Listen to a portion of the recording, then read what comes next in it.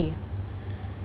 ទស្សនិកជនជាទីមេត្រីសម្រាប់ព័ត៌មានសេដ្ឋកិច្ចវិញម្ដងគឺក្រុមហ៊ុន Dairy គឺត្រៀមបង្កើនការផលិតផលទឹកដោះគោម៉ាកអង្គរមៀលឲ្យច្រើនជាងដំណាក់កាលទី1ដើម្បីផ្គត់ផ្គង់ទីផ្សារក្នុងប្រទេសកម្ពុជា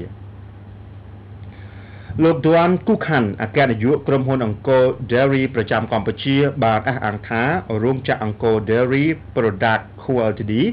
ផលិតទឹកដោះគោម៉ាកអង្គរមៀលត្រៀមបង្កើនការផលិតផលទឹកដោះគោម៉ាកអង្គរមៀលឲ្យបានច្រើនជាងមុនដើម្បីផ្គត់ផ្គង់ទីផ្សារក្នុងប្រទេសកម្ពុជា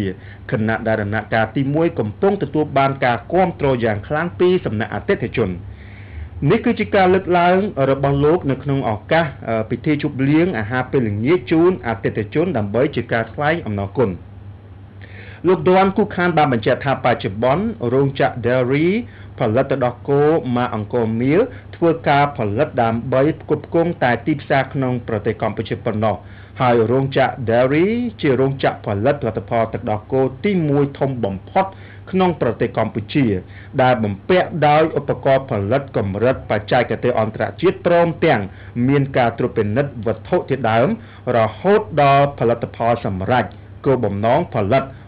ផលឲ្យបានល្អបំផុតដែលមានគុណភាពខ្ពស់តម្លៃសមរម្យសម្រាប់ប្រជាជនកម្ពុជាជាពិសេសផ្ដល់អាហារូបត្ថម្ភសម្បូរបែបគ្រប់គ្រាន់នៅក្នុងការលូតលាស់និងមានគុណប្រយោជន៍សម្រាប់សុខភាពកុមារសូមបញ្ជាក់ថារោងចក្រ Dairy